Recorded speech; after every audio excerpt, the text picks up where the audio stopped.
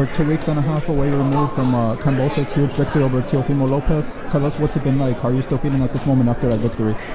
Look, it was an amazing win, amazing weekend.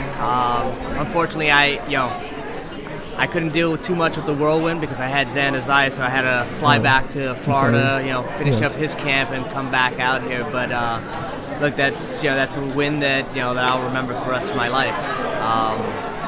Huge win for George Kambosos. Now, if I read correctly, he was as big as an underdog as I think plus 600. Talk to us about overcoming those odds. Teofimo, the heavy favorite in front of the hometown New York crowd, yet you guys pulled off the huge upset, well-deserved victory. Talk to us about overcoming the odds. Well, being the underdog is nothing new to George.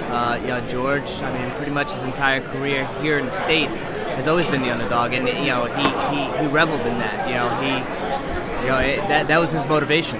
He wanted to. He loved the fact that the crowd booed him on the way into the arena, but he did tell us as they were announcing him that these same fans are going to be cheering me at the end of the fight, and that's exactly what happened.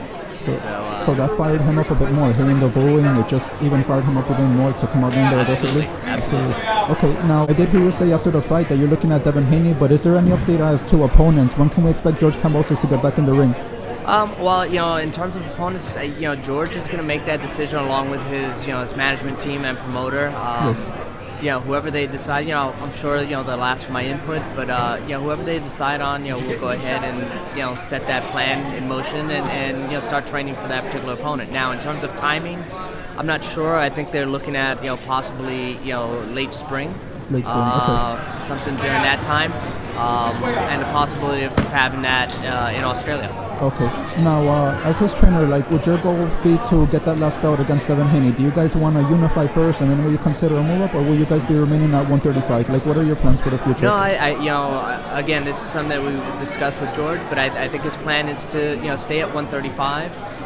Now, whether Devin Haney is going to be the next fight, again, we don't know. Yes, that's a great opportunity. Make sure we can pick up that that belt, and really, I guess in terms of that unified title, actually have that. To me, he is the unified champion right now. But if there is another strap that can be picked up, that's a great opportunity as well.